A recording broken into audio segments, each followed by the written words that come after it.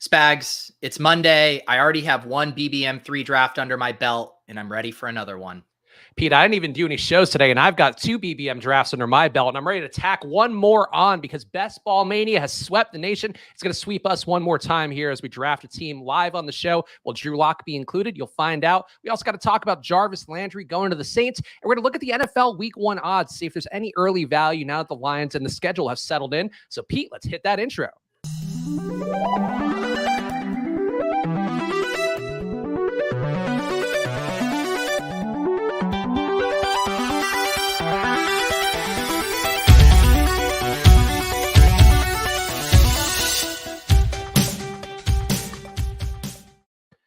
Hello, everyone, and welcome to another edition of Splash Play, the fantasy football podcast for every game under the sun. And once again, I'm Chris Spags, joined by your friend and mine, Pete Overzet. Pete, how was the weekend? The weekend was good. What did I do this weekend? Well, I actually met up with friends on Saturday night, played my first round of golf this year. So that was fun to knock the rust off. And yeah, so it was a good weekend. Golf, the one place you want to be minus EV, am I right, Pete? How so?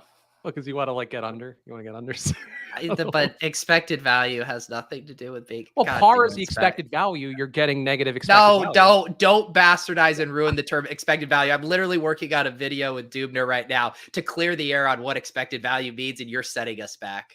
It's funny because actually this was like a big debate at my day job. Of course, I technically got a promotion this recently, Pete. We don't talk about it on the show yet because I haven't formally accepted. I want to make sure to hold everybody up for every last dollar I can get. But besides that, one of my pet theories was expected value being like a mainstream concept within the next 2 years or so. And since that time period, like me pushing this a lot in conversations internally, ESPN started putting in articles, expected value. There are sites out there that calculate a win probability of a bet against other things to determine an expected value. So I think right now, Pete, you are actually hitting expected value just before it starts to go to the moon, like many of your favorite NFTs have. Yeah, no, those NFTs have not gone to the moon. But yeah, it is interesting because and one of the things I do in the video is just use very, very simple examples to illustrate expected value. But the reason it's so important for BBM3 is the way the tournament structure works and the fact that there are these 4 essentially separate tournaments. Weeks 1 through 14, week 15, week 16, week 17 are all their own tournament. And with all the prize money going to the top 5 spots for the week 17 finishers, it puts the expected value calc at such an insane degree tilted toward week 17 that you really have to be almost solely thinking about week 17 to ultimately realize that EV. And obviously there's smarter and dumber ways to do that, which is what I'm going to describe. But yeah, it's hard for people to wrap their heads around because it almost feels like you're drafting reckless or you're sacrificing advancing to the playoffs in hopes of having a really good week 17 team. But your EV for getting out of first round is $20 and the buy into the tournament is $25. So like if you're playing just to get out of the tournament, your EV is so incredibly low, and I'll definitely be exploring that more in the future here. Yes, so keep an eye out there on Pete's Deposit Kingdom channel. Pete's doing great work, putting out some short form videos. I enjoyed the Fantasy Guru Pete video on there, doing some character work, which we always love to see on this show, of course. Make sure to check out Splash Play as well right now, Mondays and Fridays, then moving the week before Memorial Day weekend, moving to Mondays and Thursdays. And one other item, which I'm just going to tease out now. We're not going to formally announce it on the show, but you may want to subscribe to the Splash Play YouTube channel as well, because we're going to do some spin-off business, Pete. We're going to do some extensions of the brand to help get that channel to 1,000 subs. That is the goal over there as we are marching along. And shockingly, Pete, I'm sure you've observed getting quality views on your channel now, which makes me feel like I finally have been accepted by the Deposit Kingdom overall. Yeah, the subscribers to this channel, they have, a trial period with people I bring on this show. Some people endear themselves to my audience quicker than others. You were a tough sell. You're like the girl who brings the bad boy boyfriend back to her parents for Thanksgiving, and everyone's just a little skeptical, but then he just keeps coming back, and they're like, fine, he has a heart of gold. I think that's kind of the trajectory that Pete Overzet YouTube subs have had with you, Chris. Thank you. You know what? I will take that. That's about as close as we get to a compliment on this show. So, frankly, I got to accept it where I can get it. We also will accept your likes right now. Of course, subscribe to the Peach channel, subscribe to the Deposit Kingdom channel, and go subscribe to that Splash Play channel now because, again, we are dead serious here. There's going to be some interesting stuff here, some extra content coming, perhaps mostly from me to get things going on that channel. So, please go check it out at Splash Play, I think. YouTube, it's Splash Play Pod, I think. Whatever. Just search Splash Play. You'll get there. And go follow at Splash Play Pod on Twitter, on Instagram, on TikTok. We are putting out content on there. And also on footballoutsiders.com. Actually, Pete, the Derrick Henry article that I referenced on Football Outsiders the other day, one of the highest viewed offseason articles they've had over there. And I think the gospel of getting away from Derrick Henry seems like something that might actually be a narrative thing we talk about a lot this summer. It's certainly seen the best ball drafts. Yeah, it's interesting because I know in the ETR ranks, they still have Derrick Henry pretty high up. I think he's one of those classic things of he's going to project very well just because of the volume. I mean, even Deontay Foreman, who was looking pretty good, is out of town there. We have your love, the rookie Hassan Haskins. We have Dontrell Hilliard, but not a lot there. And they clearly are going to reorient their offense around the run game even more so than they have. So he's going to project very well, but then he enters into that territory of, I believe, what they call systemic risk with the Titans offense, and just wondering with this new version of their offense, do they eventually go to Malik Willis? What kind of, tumult could this team experience? And an older back who's kind of a front running back, how does that go when the Titans are down 15 a lot of games and knowing Derrick Henry doesn't traditionally catch a lot of passes? So he's an interesting risk reward proposition at this point of his career and with kind of the arc of the Titans right now. Yeah, if that ADP drops, I'm willing to take him, I think. But right now, taking him in the 5-hole to 6-hole, like some people are willing to do, I think probably not the move. A lot of risk profile attached to that. And that's something we talk about a lot in the show is that ultimately these games are all, especially best ball, where you have 17 weeks to get through of actual competition. And then in an 18-week season, you are just going to see these guys sometimes have a lot of outcomes that can run poorly. One of them for the Titans is them going into rebuild mode. This offense maybe going away from Derrick Henry, giving Haskins some more touches, Hilliard some more touches, some of the other guys they have in that RB room some more touches. This maybe trying to preserve Derrick Henry to get to where he needs to be for down the stretch.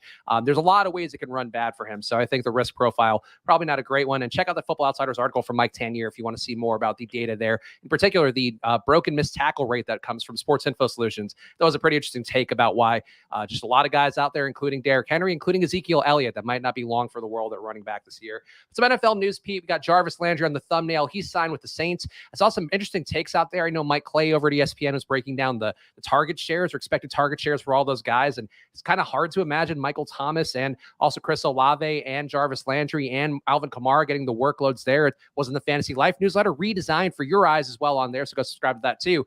But interesting take here from Mike Clay. And it does spell out something that I had a fear with Olave. And now with Jarvis Landry, high target guy who also gets occasionally some handoffs, or at least did last year, feels like there's a real risk profile for doubling up too much on any of these Saints. Yeah, I mean, in his point too, it was funny because he had a follow-up tweet, apparently, and I'll pull this up here too, because I guess this is the beauty of NFL fandom Twitter is that they take any comment, even if it is like team outlook agnostic, as some kind of veiled attack. He says Saints fans viewing this as a negative is something else. I mean, if anything, this is a positive for the team overall. It's like, oh yeah, you guys are actually retooled and have a lot of weapons. That should make the offense better. And everyone's like, how dare you say that there's a lot of mouths to feed and that somehow might hurt us. But yeah, I do think it's interesting. And, that said, like, this is almost the rosiest outlook for every one of these players, right? Where we still don't know what version of Michael Thomas we get. Chris Olave, 4-year senior. We don't know how he is going to translate, or 4-year player in college, how he's going to translate. Rookies have a wide range. Jarvis Landry getting older. Troutman has never been anything special. So, I mean, I think there's definitely room for one or two of these guys to emerge as the focal point, and at least they have options now. And this feels like one of those classic examples too, where everyone's like, either all of the Saints players are overvalued or Jameis Winston is massively undervalued. And it's like, well, not necessarily, because maybe just one or two of these guys hit in a big way and the others remain pretty ancillary pieces. One name not on that list, Pete, Taysom Hill, who's now a tight end. I feel like you got to give him good 15% based on how the Saints have used him whenever we didn't want him used in the past. I cannot wait for the meltdown. It's going to be like week 6 of the DFS season, and Siege or someone is going to have played, Taysom Hill at tight end, and Jameis is going to get hurt, and Taysom Hill is going to come in and play 3 quarters at quarterback, and someone will win $1 million on that, and everyone will lose their minds. I can't wait. Also, I don't think we need to make this an official conversation point, but Drew Brees getting kicked off of Football Night in America, teasing that he might come back to play. This doesn't happen, right? He was pretty washed by the end of that stretch. Yeah, he had his I could pull up his tweet here that Drew Brees, he had fun writing this one here. He says, despite speculation from media about my future this fall, I'm currently undecided. I may work for NBC. I may play football again. I may focus on business and philanthropy. I may train for the pickleball tour, senior golf tour, coach my kids, or all of the above. I'll let you know. Do you think Drew Brees wrote this himself?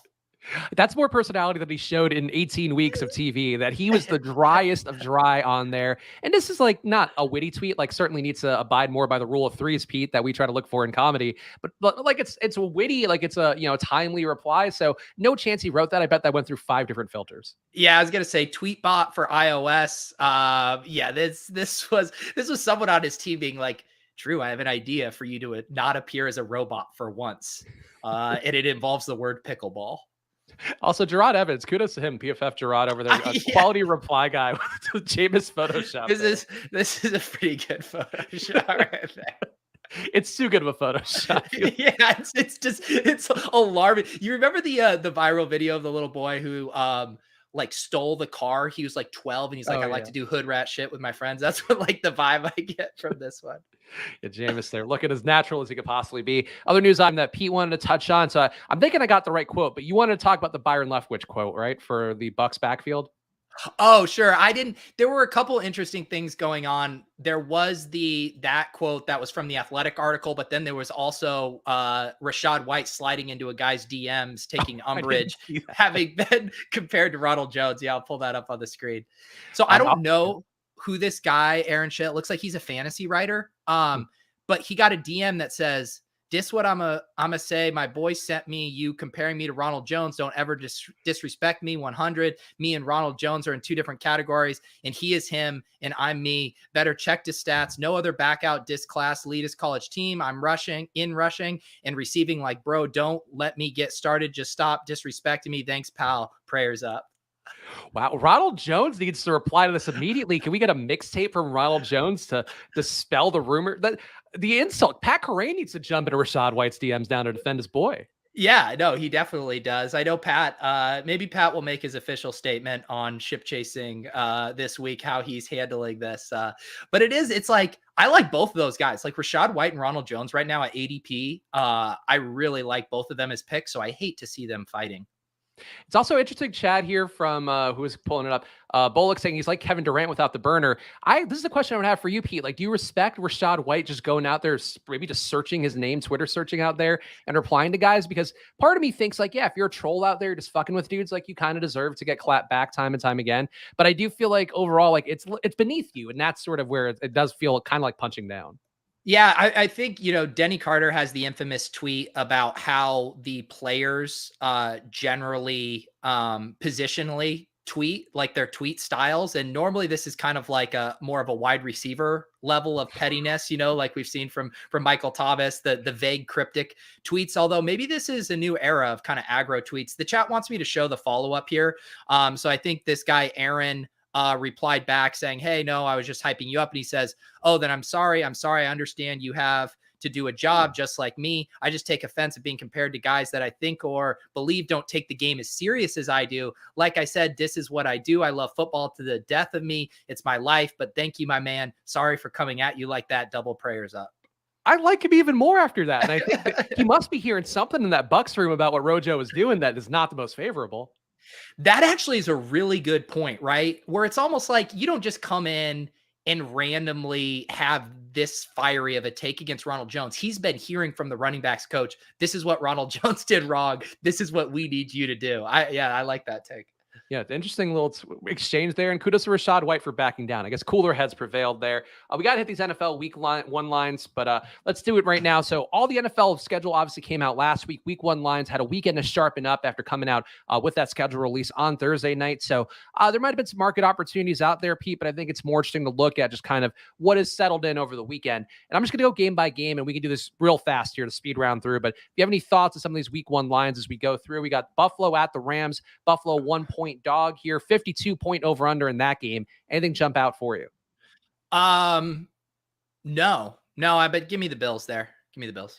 Yeah, I think the Bills there. I also think certainly a game that's going to be interesting showdown game for that opening night, but I feel like the over wouldn't shock me if that over trickled up a little bit more between now and when the season starts. Indianapolis -8 at Houston with a 44-point over under. Feels egregious for that one, Pete. It's at -7.5 on the screen. I didn't share where I picked my numbers from in advance with Pete. That's my bad. But the Colts, gigantic favorite on the road, feels like a really big indoctrination of the Texans, or maybe a big cosign on the Matt Ryan Colts.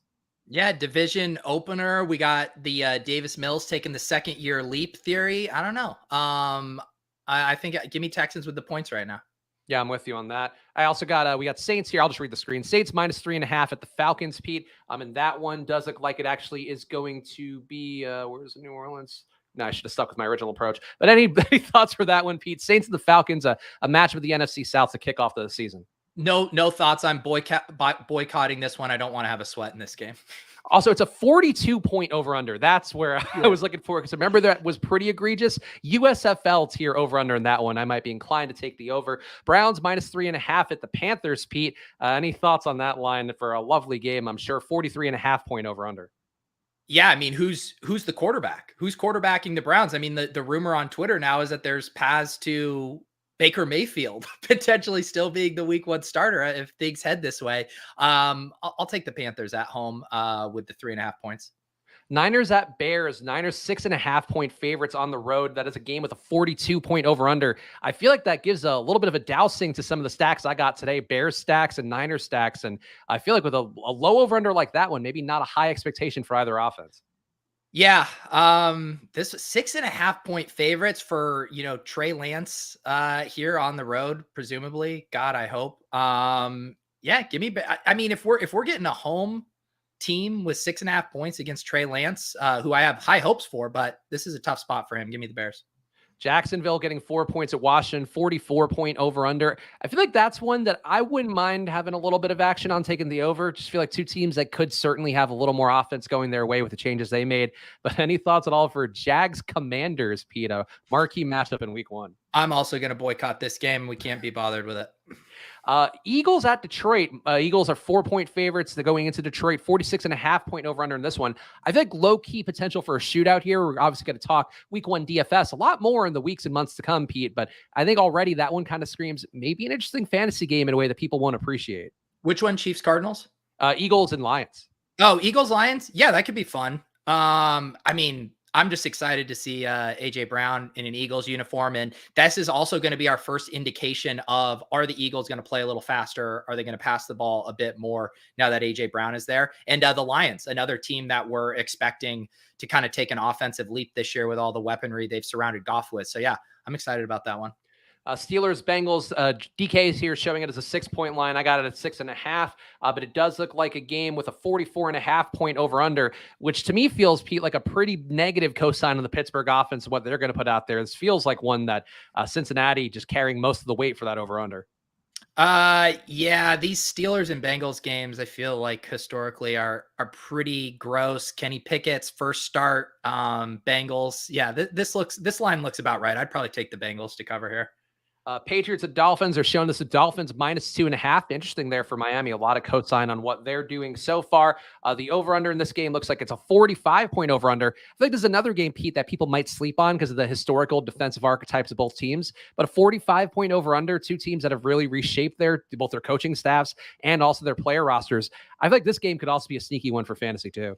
Yeah, and this is another one, like you said, the Dolphins just, one of the bigger, I think you'd say bigger kind of makeovers to this team, getting Tyreek Hill here. They've basically redone their entire running back room. And the Patriots, again, similar to the Eagles, are they going to let Mac Jones throw a little bit more in year 2? I'm excited to see that.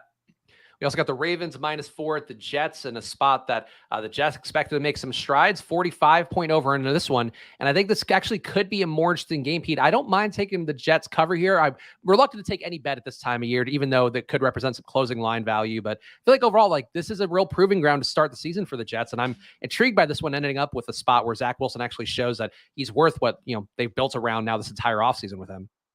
Yeah, this is a fun one too. Jets, another team that looks completely different, and the Ravens kind of as well.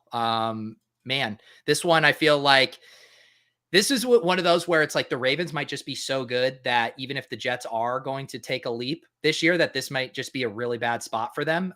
So this will be an interesting one to see how, if people overreact potentially.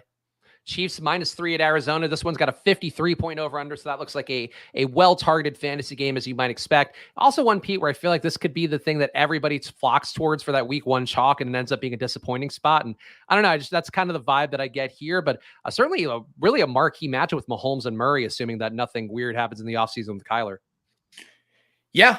Chiefs Cardinals. I think that one, Chiefs, the fact that we're in the dome there in Arizona. Cardinals, maybe we just need the Cardinals to look like they did at the beginning of last season, where they were letting Kyler Murray run like crazy, and he probably will have to without Hopkins on the field. Rondell Moore catching 12 balls underneath with an ADOT of 1.4. I can't wait. I also think, too, this is one I wouldn't mind taking the Cardinals to win outright. It feels like that game the Cardinals have early on in the season before they inevitably shit the bed as the season goes on. So if you want to place one bet, I think that actually might be the most interesting money line bet to me right now. The Giants getting 6.5 points at the Titans. Seems like a pretty ugly matchup on paper, Pete. 44-point over-under with two teams that I think we're going to have to learn a lot about really in that week one. Yeah, I think I'm clackety-clack. I'm taking the Giants here. Maybe I'm just too down on the Titans, but I'll take 6.5 points. I feel like these are two organizations heading in slightly different directions. Titans are kind of, lukewarm, 1 foot in, 1 foot out, heading toward the rebuild, and the Giants have kind of retooled. And I'm excited to see Dable and this new offense. Raiders at Chargers. Chargers getting 4 points at home, or giving up 4 points at home in this spot. 51.5-point over under in this game. And I think, Pete, this one is, we talked about my theory, and I think that you shared with me as well. AFC West being the shootout division this year. I feel like this game right now, I would take the over. And I think this could be one of the most exciting games of the week. Yeah, I think the Chargers are going to have, I don't know, top 3 offense in the league this year. I'm very excited to watch them. Raiders with Devontae Adams, up-tempo game to kick us off here in the warm weather. Love it. Packers -1.5 at the Vikings. You could see on the screen there. That one, to me, I think, actually, where's the over-under? 49-point over-under in this one. One of those games that I feel like people might sleep on, but probably one where you got to assume an Aaron Jones and Aaron Rodgers, maybe a Christian Watson breakout game. I think there's a lot of ways for that game to be one of the more exciting ones as well. Yeah, or this could also just be one of these where these two teams who are going to want to run the ball a ton, get off to a pretty slow start, and we just get, 60 combined rush attempts between these two. Bucks -2 at Dallas. I think you're seeing it -2.5 on the screen right now. 51.5-point over under. Feels like a classic Sunday night football shootout to me, Pete. I like that spot. And seems like honestly a much better game than the Monday night game, which we're going to have to close out here. Yeah. The Bucks Cowboys will be the big game there on Sunday night. That one, this would be my bet for the most points scored in week one, this game. So the Broncos -4 at Seattle. Do you know the over-under in this one, Pete? I'm going to guess the over-under is 41. 41.5. Okay. Yeah. So that's not looking great for Drew Lock and the boys, but you know what? That's how the best underdog stories start, Pete. It starts with people not thinking this team is going to show up, and here they are. Everybody talking about Russell Wilson revenge. Nope. It's in fact Drew Lock revenge on Monday Night Football. Yeah. We're just not going to acknowledge. I can't wait for Drew Lock not even winning the starting quarterback job out of Seattle camp. It's within the realm of possibilities. It is within the realm of possibilities, and it would be the most hurtful thing that could occur to me in the Seahawks this offseason. But it is time now, Pete. We're going to do a best ball draft. Of course, Best Ball Mania kicking off over an Underdog. $10 million in prizes up for grabs. Big prizes up top for the regular season winner, as well as that first place winner. And you can draft along with us using the promo code SPLASH over at Underdog. They will double your deposit up to $100. So you can draft alongside there. You can see my account, Pete, soaring upwards because of all the big wins and positive expected value I've gained over the weekend. Yeah. How did that happen? Or were you playing in some of the weekend tournaments, or are you just had to top it off? It's topping it off. I think I'm now 41 entries in. So about a third of the way there almost. That's what you should do, Spags. You should have a content challenge where it's like, I am going to use my pick'em winnings on Underdog through the NBA. You're an NBA thought leader. Get your pick'em winnings to support your BBM addiction. That is a fair point. I have been out of the NBA street, so this was the time last year that I did, in fact, have my big 50K, then a couple 20K wins down the stretch. So I'm really best at May NBA. The issue is now I think the season time, it just doesn't line up the best for having a newborn Pete. It hurts me a lot. All right, so we've drawn the 105. A few notes about this draft. I remember Demo from our draft on Friday. He drafted the very ideological 0 RB team. We got my guy Michael Dubner in here ready to log this in his spreadsheet tracker for us. And then two guys who were in my drafts this morning, Debo and Ramdu. So a lot of familiar faces. Wait, which one is Dubner? M1 Dubner. Oh, okay. Oh, I thought it was one of the first. Okay, yeah, Dubner, we got to give a shout out to as well, Pete, because I know you've been doing a lot of data work with him, and maybe we can talk more about some of that stuff that you've researched with him. But definitely a lot of interesting stuff going on RotoViz with strategy. I've of course extolled the virtues of Drico in the past. Sean Siegel, Colm Kelly, I know doing some interesting streams as well. And we got a pick on the clock, and we will get one of our receivers. So I guess it's Jamar Chase time, huh? Yeah, why are you acting sad about getting? I just get so much Jamar Chase. That's a good thing.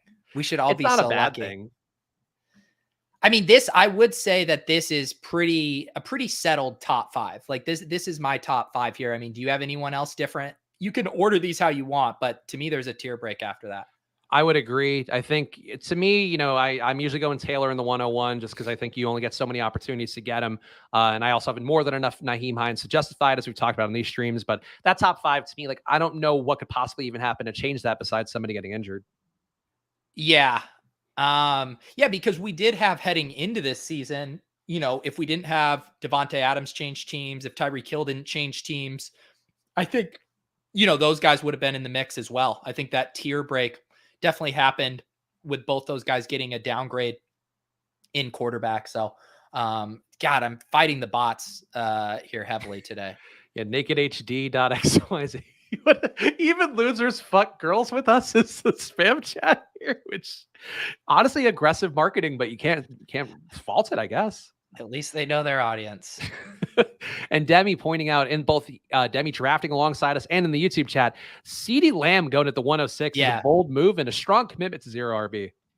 Yeah, it's man, that is crazy to me. I keep seeing him going earlier and earlier, which is weird to me, just thinking through how things went last year. Like CeeDee Lamb got really steamed up last season. Like people were like going, whoa, he's going at the back end of the second round. People were taking him at that 2-3 turn. And everyone's like, whoa, this is a little rich. Then on top of that, he has a pretty lackluster season last year. And some of it was a bit inexcusable with a lot of the injuries and targets freeing up. And he didn't really have that monster season we were hoping to. And so I would have thought people would have been like a little bit more gun shy on him this year. And it's been almost the opposite, that it must now be because Michael Gallup's uncertainty with, Cedric Wilson out of town. Who else left? I'm blanking on it. Amari Cooper, that people are just like, CeeDee Lamb is going to be, the alpha and one of the better offenses. I get the thesis, but I'd almost rather think about it differently and load up on Schultz,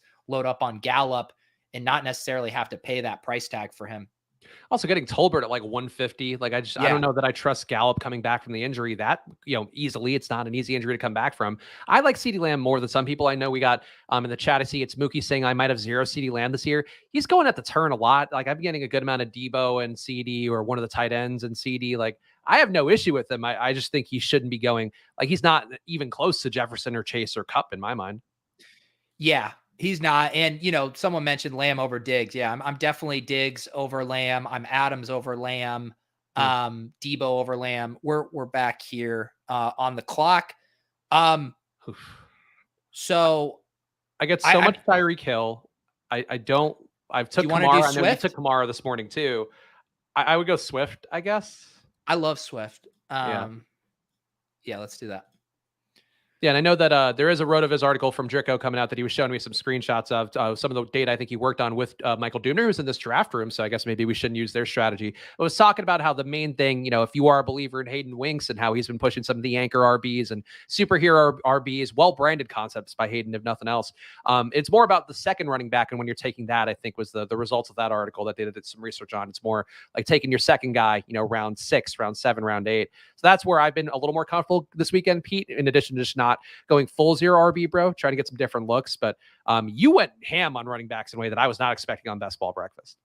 Oh yeah. I mean, yeah, so I had the 101 this morning. So I did take JT and then we came back around. It was a deposit kingdom ship chasing-esque draft where, sometimes I like the wide receivers at the 2-3 turn. Sometimes you can get an AJ Brown there, a Mike Evans, a T Higgins sometimes. That was not the case in this draft. So I'm sitting here looking at Kamara and Saquon. And to me, that lines up instead of like reaching for a Waddle or a DJ Moore, who I think are in a clear tier below those other wide receivers. That's where we can allow the draft to dictate our structure. And I like those running backs. And you can tell yourself a story where all three of those could be top 5 backs. And in that scenario, I think the hyper fragile structure can harness that. So that's how I played into that one. Yeah, I would like to get a tight end at some point here. I feel like we're going to have to get one of Kittle and Waller if we're going to take one in the early rounds, or I guess we'll have to go a little bit shittier at tight end than I normally would like to go. But I don't love the way this board's breaking for us right now, honestly. I guess a unique build, but not one I'm loving so far. Yeah, I don't mind this build. I think any of these running backs are interesting to me at this point. Fournette, Barkley, or Connor. I guess Fournette we can take. I just hate that we're taking so much running back capital early, but I know we're going to take less later. Yeah, you got to free yourself, Spags. Don't worry, we're not going to be comfortable with our running backs. It's either the quality or the quantity we're going to be uncomfortable with here. Let the draft come to you.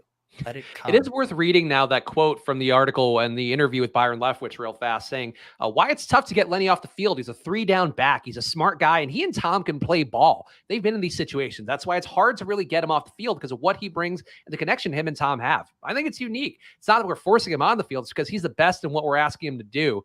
I mean, that's a pretty big cosign on Fournette. Like, I would prefer to have him as my anchor RB instead of the number 2 RB we're taking. But like, I think, maybe a little bit of reason to have some pause for Rachaad White, his DMs aside. Yeah. I mean, to me, the play with Rachaad White, I mean, as much as I like Rachaad White, I'm not naive thinking he's going to beat out Leonard Fournette in camp for the bell cow. Like the play with Rachaad White is the bull case, I think, is he steals a little pass work out of the start. So he's just like on the field, getting some snaps, getting comfortable, and then just massive, massive contingent value if Fournette gets hurt. Like, to me, that's the play you're making with White.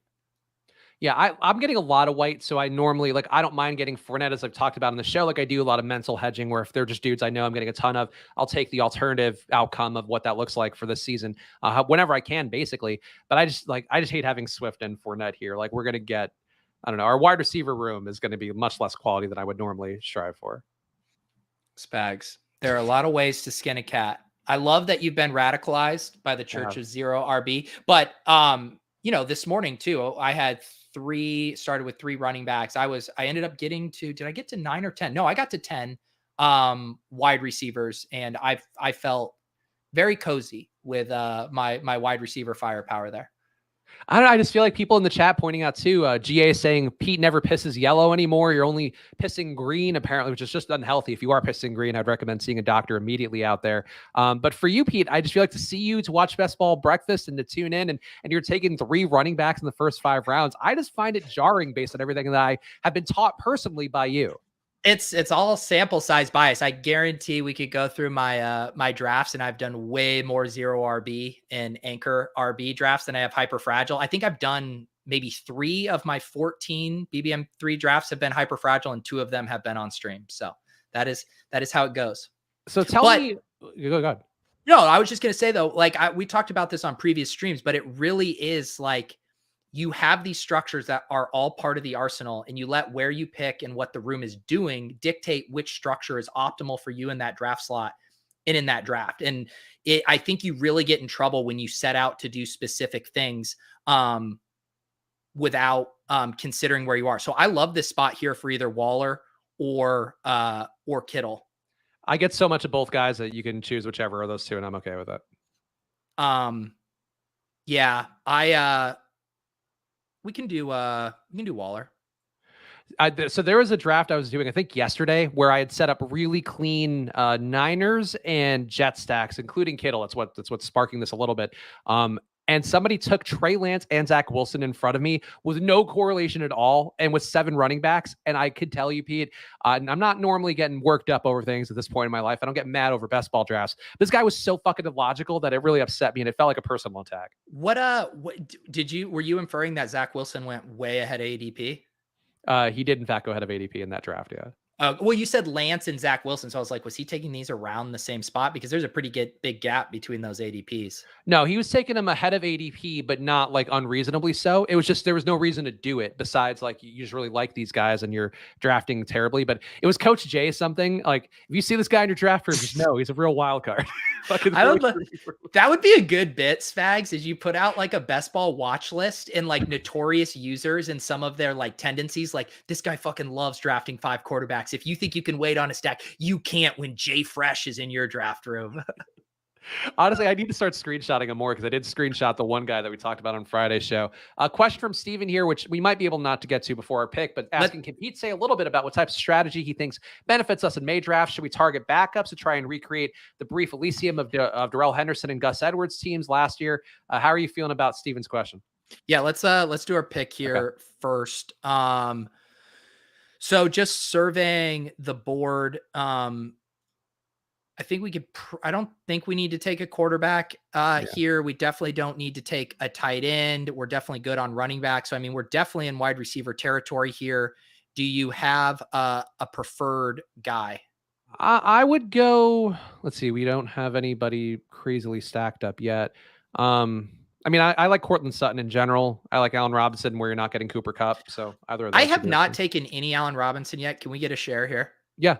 I took him today for that reason because I was like, I'm not getting enough Allen Robinson, and I feel like if you don't get Kupp early, like it does make sense to take Robinson, especially if you're trying to get that Chargers Rams Week 17 matchup in your lineup.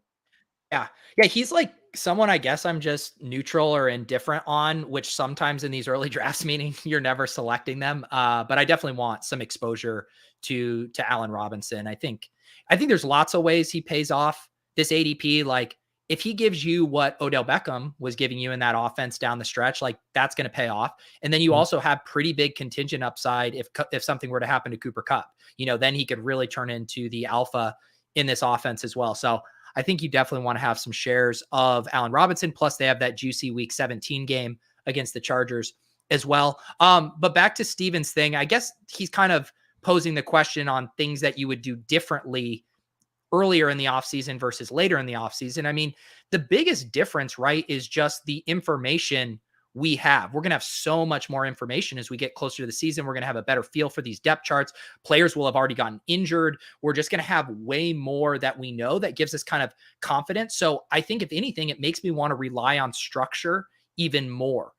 Just knowing there's going to be a lot of chaos. And I do think your example of taking shots on these ambiguous backfields is a great way to do it. And one of the reasons why even zero RB super early in the offseason, it makes a ton of sense because you can hit on a back who you took in the 15th round, like Darrell Henderson last year, that all of a sudden becomes a 4th or 5th round pick just because of one injury. And you can go through a wide receiver and there's no wide receiver that goes in the 14th, 15th round that you snap their finger and they become a 4th round pick because of one torn ACL. But that happens all the time at the running back position. So yeah, I think not, shying away from those backs where you're like, well, I don't see the path to Khalil Herbert, being fantasy relevant with David Montgomery. And it's like, well, true, but what happens if David Montgomery gets hurt? All of a sudden, Khalil Herbert is likely their bell cow back. So I think that's a good way to think about it.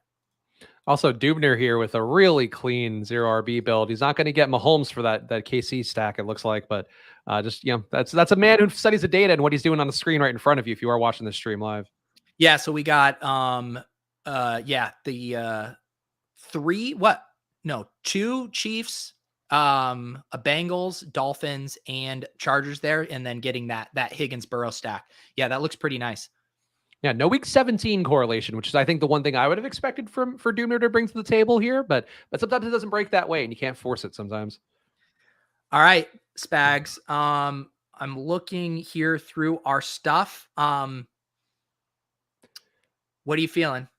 I don't mind Traylon Burks. I don't mind Drake London. I have more than enough Elijah Moore, so I can always take him, but those would be mine. Okay, I'm going to put Drake London and Traylon Burks here. I'm just checking the schedule. We don't have a single stack with these guys in the playoffs, so we can just take London. Okay, that works. Yeah, they're playing? Who's Atlanta play week 17? I always forget that one. Atlanta plays the Cardinals. Oh, okay. That's actually a pretty decent game. Like, could be a pretty nice Yeah. little total, depending on how that works. Yes.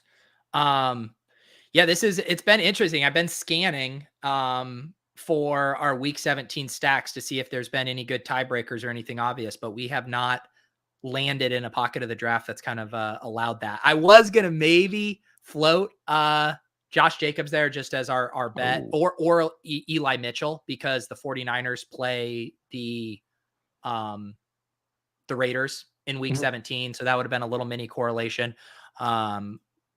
But I didn't think we necessarily had to push it. If Eli Mitchell falls to us in these next few picks, though, I would say we then do a modified hyperfragile with Eli Mitchell. What is the official qualification of the structure for a hyperfragile or a modified hyperfragile? Like, what would we say that looks like? Three running backs early, max 4. And so Okay. we would be pushing it. Normally when people do hyperfragile, you're getting your 3 early running backs like before round 5. So this would be pushing it. But those are really the ways I think you can get really unique rosters. I do think we take Elijah Mitchell here almost 10 picks after ADP. All right, I'll accept that.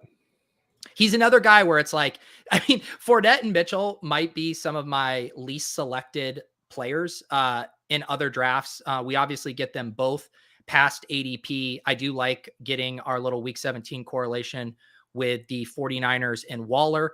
And this sets us up to just only draft one more running back later, and we'll just be done at 4. Yeah, I've also got a lot of configurations of the Raiders Niners game week 17, and not one with just 2 running backs. So I don't mind that correlation play there. And actually, it's a question I have for you, Pete. Like, what are you getting in terms of stacks so far that you've seen? Because I do think that Niners Raiders one is going to be the most easy one to look at according to ADPs right now. But I also think, and also different configurations you can get. Like, if you don't get Adams, it's great. If you do get Adams, it's great. But that one and Chicago Detroit, I feel like we're easy to kind of navigate around to get to. I think the former much more appealing of Niners Raiders, but what stacks have you been getting? Yeah, I agree with that one. I've done some Carolina, Tampa Bay. I've been able to get. The hardest one for me to get has been Rams Chargers. Yes. That one's so expensive. It's really hard to pull off. Arizona, Atlanta is definitely a little more doable in that range. If you get like a Kyler, Drake London in the 5-6 range, that's doable. But yeah, right now the Chargers and Rams are my white whale. I do think the Detroit Chicago one, just because you could get it for so cheap, and like it's certainly possible they have one of those end of season improving it for 2023 kind of games, and like there's enough weapons there too. Like I do like Chicago Detroit, even though based on the over unders, even for week 1 that we're seeing for both those teams, like it's hard to imagine it. I think on paper getting there in a big way, but it's week 17. I feel like just getting any stacks at all I'm willing to do. Yeah, it's Mookie here lays out a blueprint. If you do want that stack, if you get Cup early, then you grab Keenan coming back around, and then you can add on Mike Williams and Allen Robinson. But you definitely have to pay a pretty penny. I don't know if in this scenario, Mike Williams is falling to what, the late 4th. I don't know if he's been getting there lately. I mean, Mike Williams has been. Where did he go in our draft here? Mike Williams, early, early 4th. So yeah, that one's definitely tougher to pull off. Yeah, Dallas, Tennessee too. One that people probably think you need the least of, just based on I think Pete, you make a good case generally for why Tennessee you're just down on overall. But like that's a Thursday night game, and I feel like people hold that in less esteem. So that's one too that I think you can stack up pretty easily and get some decent results maybe. Yeah. So this pick here, do you want to take Stafford? With If he Allen goes, Robinson? if he goes sus, I would take Stafford. Yeah, I'm definitely on board with that. And I think, that opens us up for a 2 QB build if we want, or we could, punt. So yeah, let's grab Stafford. And then, I still like Garrett Wilson in this range. I'm trying to see if there's anything else that I'm missing. Would you take the 2? I guess this wouldn't be this particular case, but would you take the 2 QBs playing each other in week 17? Like, would you take a Stafford and a Herbert, or a Lance, or what we hope a Lance and Carr? Yeah, I don't mind that. I don't know if I would do that in this specific spot. Mm-hmm. What do you Yeah, I mean, I'm not opposed to taking. I guess what we're going to be back up. I mean, I'd kind of like to see if Carr would fall to us in the 10th. I guess would be wanting to Yeah. like push it a little bit. Um, and we're gonna have other backdoor stacks we can set up here. So to me, I think we're kind of looking at wide receiver for this pick. Michael Dubner saying Drew Lock still on the board. I've said this time and time again. If I'm not getting one in Metcalf or Lockett, I'm just not going to take Lock. And Friday, Pete, we are having our Drew Lock clip off. So I think if anything, I'm not going to take Drew Lock until that Friday show where we both get to show our Drew Lock highlight reels / sales pitches, advertorials. I'm taking some creative liberties with mine. So is this just you? This content plays that you don't have the patience for us to draft Drew Lock and play the clips organically, that you're just trying to force this one through? I just think we need to do a clip off here, and then we don't need to necessarily draft him. I just think we should do a little show and tell. I honestly wouldn't mind if other people submitted their Drew Lock highlight reels. I don't know that we have enough time to build up to for a Friday show for that, but I think it'd be fun to just have a Drew Lock clip off. You might get your feelings hurt if you ask the people to make their Drew Lock highlight clips. So here's the question: should we maybe? Hang on, we're on the clock. Yeah, let's do our pick. Oof. So to me, I'd be down for like Gallup or MVS. So we do have Cincy plays Tennessee or Buffalo in week 17. I don't know why. I thought I got confused for a sec. Yeah, I would take Lazard. I don't want Lazard. Gallup or MVS? Gallup. I don't love the Gallup ADP in general, just because like I don't have the faith that he's going to be healthy. Like I said it earlier, but like I just want to cement that. It just feels early for a guy that there's like a really big question mark about.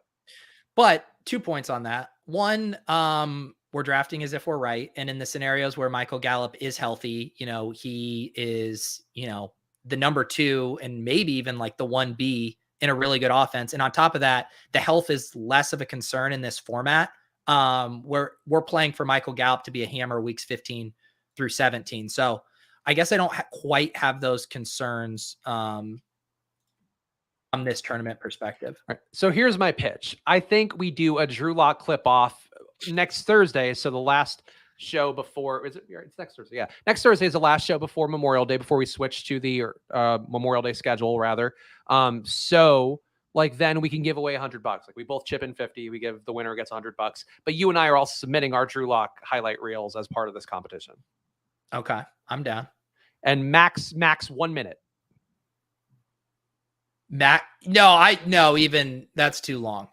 Max a good 30? Highlight. A good highlight clip, even Drew Lock sucks, jokes aside, you need it to be snippy. The problem is a lot of fat in these highlight clips. Even the gorgeous, the end all be all of highlight clips, the LaVisca clip is, I think, like 31 seconds. We need to sub 30 at least. Okay, so 30 seconds max, right? So it's officially on the board and you're in to chip in $50, right? Yes.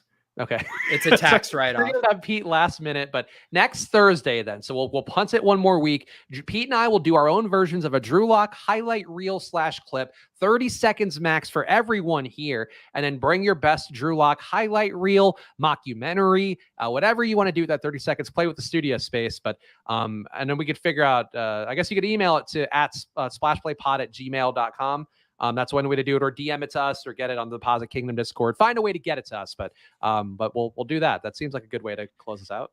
So winner chicken dinner did take Derek Carr from us to get his Devontae Adams stack. I just want to flag this for Underdog QA here. I mean, winner chicken dinner. I mean, is there a limit on the number of characters in these names? This is messing up the formatting on the site. I mean, this is absurd. I mean, this is super fragilistic expialidocious territory. I mean, we don't need this.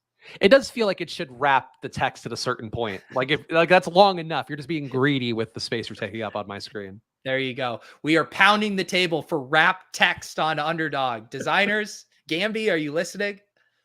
And also, like, especially for somebody like me who can't size a screen appropriately, like I'd be fucked if that were on there. It'd probably just take up the entire page. Let's just be honest. You'd be fucked regardless of what it's like. This man can't. I can't wait. How are you going to stream drafts on Splash Play by yourself? Spoil what we're doing, but let's do. I mean, I get a lot of Jameson Williams. You could talk me in. So Melvin Gordon as our fourth running back wouldn't be crazy because of actually no. I think we wait a little bit on. Yeah. I think to me, it's Watson is clearly in a tier of his own, or Jamison Williams. Pick. Jameson. We're not going to get anybody yet with Watson at all, like stack wise. Yeah, you would. You'd be able to get Njoku, DPJ. Yeah. I also, for a second, thought we took Kelsey. That's why I got confused and thought we should maybe take a Denver running back for that week 17 matchup. But that's my bad. I'm thinking of earlier drafts. Too many drafts. No, it's fine. And I do think this puts Goff firmly on our radar as our QB2 with Swift and Jameson. Yeah, I would agree. Yeah. So anyway, yeah. How am I going to stream things in the future? I think I'm going to get my own StreamYard account again. And then I'll try I'm telling you, Spags, it has nothing to do with the StreamYard account. I think it's because when I do it on this show, I'm doing it as the guest. I don't think it's the same as a guest. You don't get the same resizability. Well, let's test it out, Spags, because I've been a guest, and I can adjust the browser window when I'm a guest. Oh, man, if that is the case, it's really gonna fuck with me. You can adjust the browser window, just not to the same extent. Is my hope? Question mark. I would love. This is what I need, Specs. I need you to film yourself. Like I need an over the shoulder watching what you do. I need or a team viewer. I need something because you're fucking something up in a very simple way. I don't know what it possibly could be after the last time we tried it on a show, but yeah, Josh was saying we should run a test. We should do a pick and then let's do that first. I hate this draft. Why? Just the way it's breaking. Let's see here. I think we could definitely go tight end. Like, do you want to just continue on our Bucks? Yeah, we could take Gronk. I'd accept that. I get so much of Tyreek and so much Waddle because I'm getting so much Tyreek that you could have talked me into Gesicki there too. Yeah. Yeah, I mean, I think we can be done at tight end with these two. Oh, Pecan saying, I have no idea either, Spags. I tried doing it too. Perhaps you're on a PC or you're on a desktop, right, Pete? Yes, but I've done it. I can pull up and do this stream from my laptop right now and do the same thing. I mean, they're just, I don't know. Maybe I was just born with the gift of StreamYard, and some people it's a preternatural talent. I don't know. Look, so I guess that must be it. I just don't have the DNA in me to get the screen where it needs to go. I think it's either a computer issue or it's a not main. Why my mood's not down? I don't necessarily. This feels like our usual dynamic. You saying things and me being upset with you. That's the dynamic. I mean, LeBron James has had a long off season. He's just looking out for me. Yeah, see, that's the issue too, Pete. Is I don't know if I should save the StreamYard thing until actually doing a draft stream by myself with no safety thing, or should I do a short form video of me trying to what's the best content approach, Content King? The best content approach is us having, as part of this show, trying to troubleshoot. I go full Geek Squad on your StreamYard problems, and I charge you $199 an hour for IT consulting. I mean, maybe we'll do that before, the cat's out of the bag now. I'm going to do some streams on the best ball drafts on the Splash Play channel in June. So maybe we'll do that then as part of we'll have a Drew Lock highlight reel show. We'll have a Spags stream test. We could really bake in a lot of things before Memorial Day weekend. Hang on. Who's Short Gamer TV? Is this one of our class? Oh, there you are. Short Gamer TV. I'm telling you, Spags, every single time. I have never seen Short Gamer TV comment on my videos, be in the chat. But the second they're in a draft with us, they weasel up to the top of the soil and they emerge ready to comment about the draft. And LeBron James was here. Yes, LeBron was here. A lot of people are in the chat. LeBron's generally a lurker. He kind of DMs me that he enjoys the show. He's like, Pete, you're the reason I'm going bald with all the money you're losing me. Please don't ever attempt your LeBron James impersonation ever again. That wasn't a good LeBron at all. It was. Demi was a weasel, and then we brought him out. Now he's a beautiful butterfly who hatched out of his cocoon. Really mixing my animal metaphors today.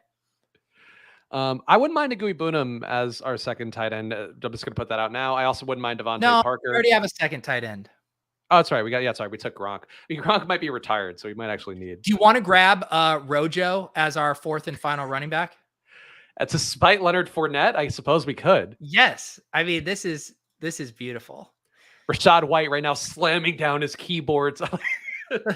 So just real talk though on like an actual strategic point of like how I personally think through like the structural strategy. So I know when I do a hyper fragile, I want to generally get to 4 running backs, 3 of them early. This morning, I used my first 3 picks. So I waited all the way till my last pick. I took Keontae Ingram, your boy, because Eno was gone, as my 4th running back. That's a really thin 4th running back, but it's okay being really thin because I used my first 3 picks. This one, we kind of pushed it a little bit more with Swift, Fournette, Mitchell. So then I kind of like the idea of pushing up my 4th running back a bit more to kind of offset that, like, Mitchell and Fournette aren't as good of bets necessarily as, or let's just say Mitchell isn't as good of a bet as Barkley. And so then you kind of balance that. It's like Barkley and Keontae Ingram, and then Eli Mitchell and Ronald Jones, of kind of like thinking through how you've allocated your capital in those specific structural strategies. I will defend too. Like I think Pete, once I was a player profiler and saw that Keontae Ingram is big and Eno Benjamin is small, that really cemented things for me. That Keontae Ingram is just being slept on too much. If he's 6 foot and 220, like it's a big boy back. I talked about it this morning. There are smart people on both sides of the Eno Keontae Ingram divide. A debate that literally will only happen on Best Ball Twitter and Best Ball streams, and I'm happy having exposure to both. All right. Oh, we could take Van Jefferson a little bit ahead of ADP if we wanted. Okay. I think that's definitely the play. Okay. I'm glad you mentioned that one. Let's see. Oh, people also wanted to see the Rojo clip. I feel like we need to say every show the stance on the clips. The clips are independent to each individual show. That's sort of the value of the clips. So you never know when you're going to get one, Pete. Wow. LeBron James is pissed about the impersonation. No, there does have to be a little bit of division of church and state with some of these highlight. Like, I'm glad that Splash Play is building out its own universe of highlight players with Drew Lock. You know, maybe the next evolution is I make an Eno Benjamin highlight tape and Spags makes a Keontae Ingram one. But we have to carve out our own niche over here.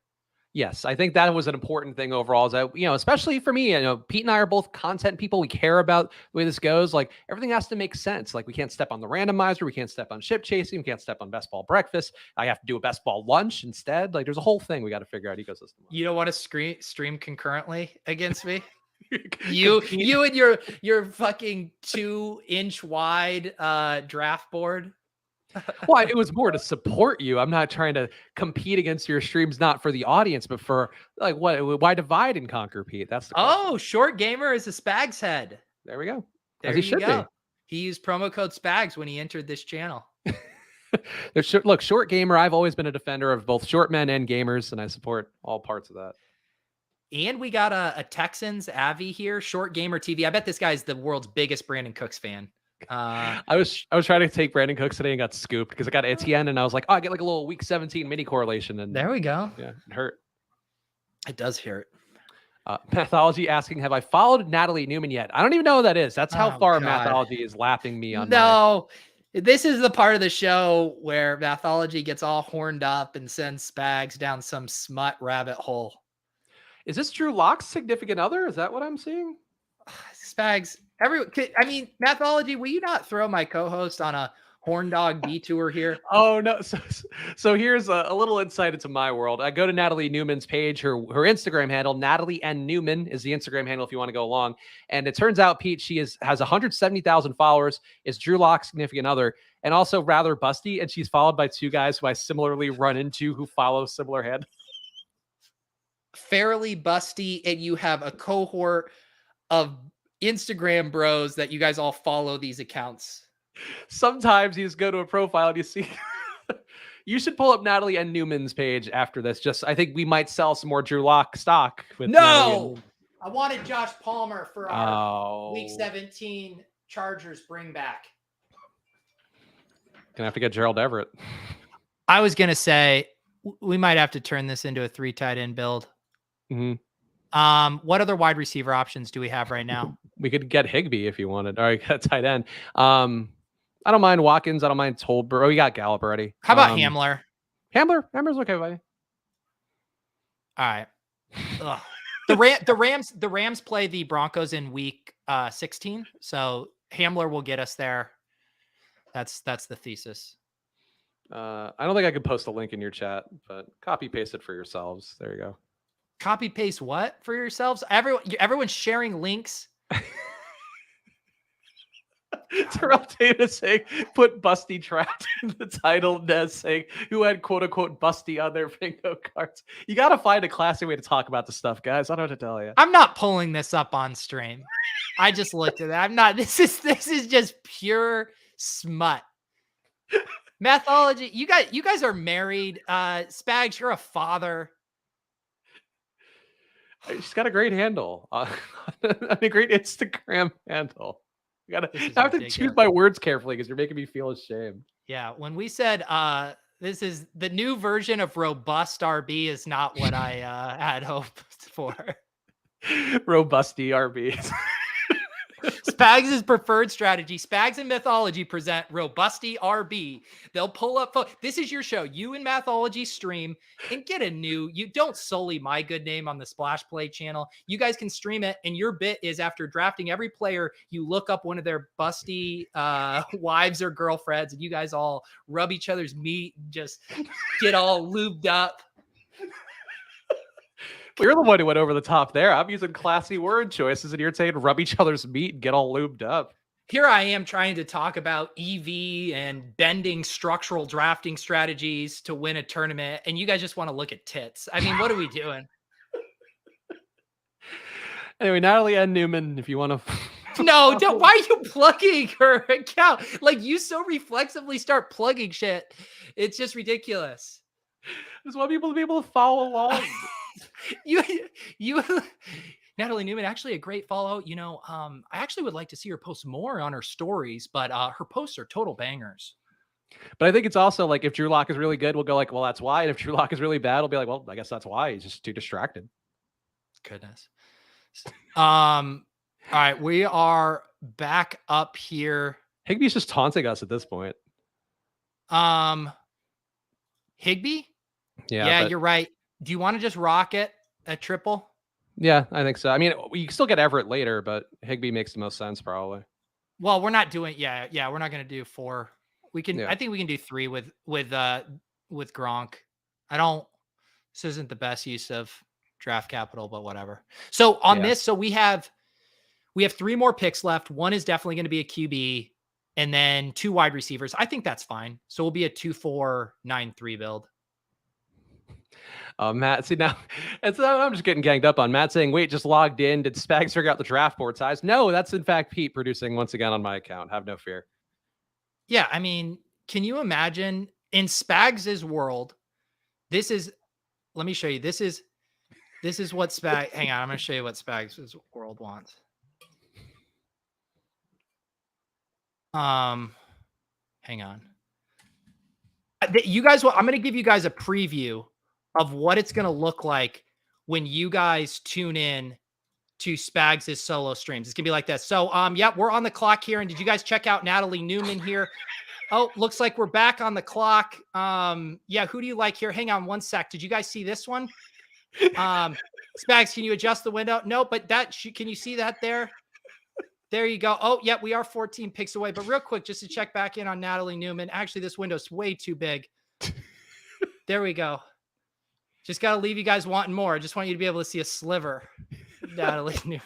I mean, honestly, for her, I think I would need to figure out the screen size. Otherwise, you're not getting. Of course, Natalie would be the impetus for you actually figuring this out.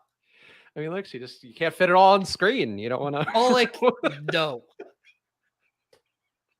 Roll the Natalie Newman. God, if there was ever like Spags is right now writing on his to-do list, scratch the Drew Lock highlight.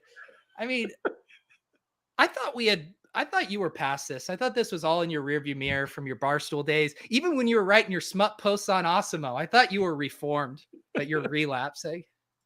I'll never forget the one of our earliest Osmo streams, which we got in trouble for. So, and kudos to them. But we were like debating porn stars at one point, like on a Live Before Lock show. And we're getting like the most views and engagement that's ever been on the channel at that stage. It was like, you just got to pander to the audience, or cater to the audience really more than pander. But like, gotta know who's there. That porn bot knew.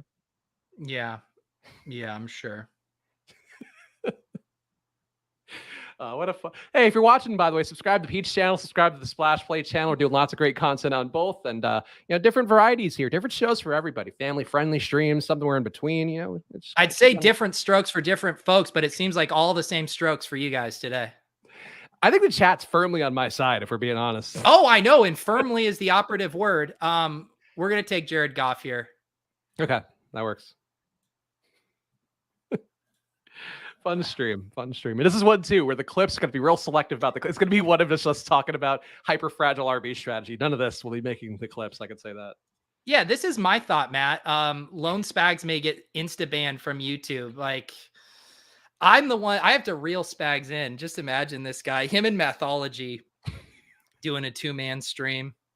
I mean, I think we have to admit, Mathology is lapping me in terms of the knowledge base here. Like, I know a handful. I know some here and there. Well, you know Mathology's initial bit from my Showdown streams, right? No. He was the large advocate for double Ds, 2 defenses in the lineup. I never really figured out if he thought that was actually a structural edge or if he just likes saying double Ds as much as possible. After today, I think he doesn't give a shit about getting unique in roster construction. I think he just likes thinking about double Ds. Double D is also a terrible showdown play. Like, you want single, one kicker, one defense. I set those rules every time on Fantasy Cruncher. Guys, just everybody, what is wrong with you? Everybody go take a cold shower. Yeah, people getting bonked left and right. Mathology's summing it up well. It's plus EV. These are all plus EV approaches. It can be great. So in a perfect world, Spags, we would find Detroit or Chicago, or sorry, we would find a Chicago or Charger wide receiver for some bring back. You want to take a little any Velas Jones? I have taken some Pringle. Which one do you want? Let's take Velas. Why not? Fine. Is that how you pronounce his name? I feel like I haven't heard anybody say it out loud. Just make mean jokes on Twitter about his age. No, that sounds about right to me. Okay. Velas.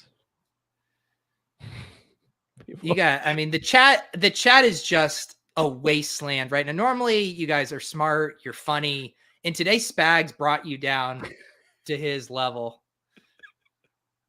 You knew what you were doing putting that screen up. You knew. How dare you? You can't have it both ways, Pete. No, I was doing an impersonation of you. Oh, is that? Oh, okay. I was doing an impression of Kramer at the Comedy Store. Is this your burner, Spags? I'd rather have Drew Lock over Goff. That is a take that is going to age very poorly. If I have a fake account that's paying you.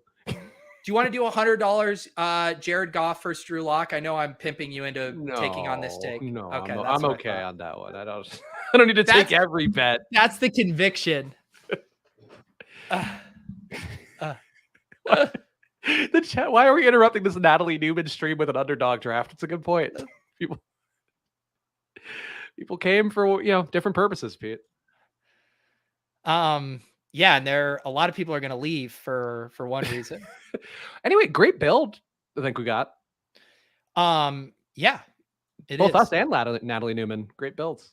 Spags, stop it. Just tie it all together. Also, one thing that bothered me, Pete, you didn't know the steamed hams reference that somebody had, and no, the Simpsons. Yes, Simpsons Twitter came after me. Relax. Did it really? Yes, I had multiple comments. Yeah, I was like, Pete, I didn't know that was one of your comedy gaps because it's possible like, people didn't watch The Simpsons. I guess my parents didn't let me watch The Simpsons, so I've had to piece together my Simpsons knowledge secondhand. Oh, they loved more conservative Christian comedy for old baby Pete, huh? Exactly. The Veggie Tales were more right up our alley. Oh God, it's been a fun draft, guys. Make sure you follow at Splash Play Pod, follow at Peter Overzet, follow at Chris Spags. Of course, we are doing these drafts every Monday and Friday for now. Next week, going to Mondays and Thursdays, 2:30, and follow and subscribe to Splash Play because we're going to be doing some streams on there that'll perhaps get a little more ribald. I'm actually going to be on my best behavior because I just don't want Pete to get any sort of upper hand on me. Upper hand in what way? Just like leverage, blackmail. Don't know. Yeah, I have a feeling you're going to take care of that yourself. I could talk. I look on Osmo. I was so well behaved. I think people can, short guy TV, shorty gamer can vouch for me. Was doing great work on there. Very professional, very above board. It's just That's you what gotta you play should the call game. your new stream, Short Guy TV over there on the Splash Play. No, Short Horn Dog TV. I don't want to play into people thinking I'm 6'1", Pete. We've discussed this. We had our heights on the show and everything. I don't want to play into people thinking I'm short because I represent as short on camera. It's not what I want. It is funny because I know that you're 6'1", and I still identify you as a short king. That's unfair. I have not. Because I have the charisma of a short man, which I get it. So just looking at stuff here, I don't know if we want to force the thing unless you want to take Jalen Guyton. We could take Khalil Shakur from Buffalo, a little Cincy week 17. Bring back, I don't know, anything else jumping out to you here? I mean, in a ... in a vacuum, I like Nico Collins. Yeah, I feel like Shakur. We didn't get any Vikings, so Romeo Dubs doesn't make the most sense here. Yeah, Shakira is fine. Shakira. Don't sound so excited. We could also double up on Chicago and do both Pringle and Elis. Yeah, Pringle or Shakira, fine by me. Let's do Pringle. Okay. I like Pringle. I just, we made our bet on Velas, but I don't really believe in Velas in any way. So, all right. Our final roster here. It's a 2-4-9-3 build. Matthew Stafford and Jared Goff, two men forever tied to the Los Angeles Rams franchise. Ships heading in opposite directions. We did a hyper fragile build, much to Spags' chagrin as a radicalized 0 RB bro. We took DeAndre Swift, Leonard Fournette, Eli Mitchell, and Ronald Jones. Roll the clip. Suck it, Rashad White. At wide receiver, we took Jamar Chase, Allen Robinson, Drake London, Michael Gallup, Jamison Williams, Van Jefferson, KJ Hamler, Velas Jones, and Byron Pringle. And then we three-balled it, triple condomed at tight end, Darren Waller, Rob Gronkowski, Tyler Higbee. Despite everything we've been through on the stream, despite all of the chat getting horned up like 13-year-old boys, I like how this team turned out. Also, apparently we sniped Demi on all the Chicago wide receivers. Good. That's what happens. You get distracted with Nicole Newman clips, and that's going to happen in your life. Do you want to look at my exposures before we jump off, or have you had enough for one day? Well, first I need to name this team so you don't run off to Mexico. Gee, I wonder what we're going to name this one. The Natalie Newman draft? No? Aw. Hang on.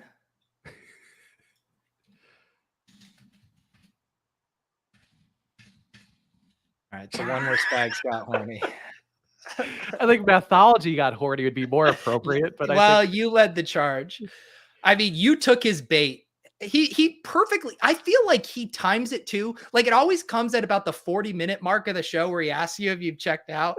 What are these things? All right, let's do a little, okay, Trey Lance down to 20%, top quarterback. Nice smoothed out exposures there. Drew Lock down to 16%. That's growth.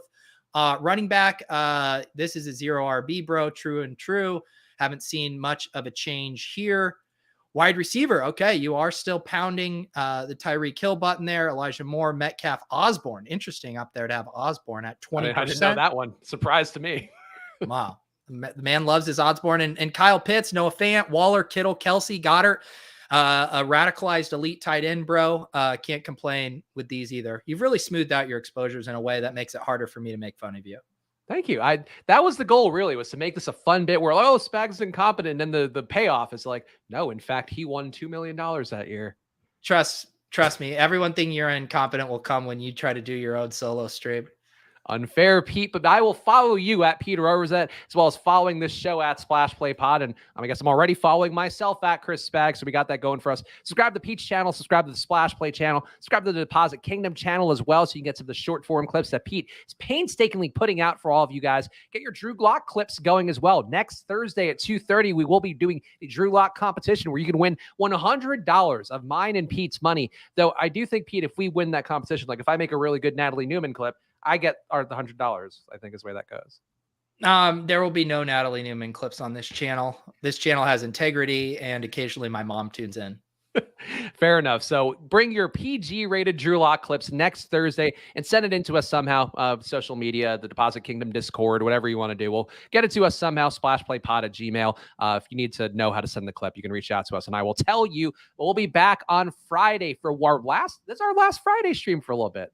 Yeah, because then the following week is before Memorial Day. Yep. Yeah. So last Friday stream for a little bit before we move to a Monday, Thursday schedule for Splash Play. So come join us one last Friday go around before we go back to our little caves for Summer Fridays all summer long. But go check out Pete's channel and see what's going on. Pete, anything exciting you want to plug here? Nope. I'll be back tomorrow for Club Top Shot. And yeah, I think that's it. Is that show just you guys like, fuck, man, no, don't look at the portfolio this week. Just no, man, we just look at my Moonbird, the ultimate stable coin, holding extreme value during these tough, trying times. That checks out. So go check that out on Pete's channel tomorrow. We'll see you guys on Friday at 2:30 Eastern. Come join us then. Enjoy your weeks. Bye.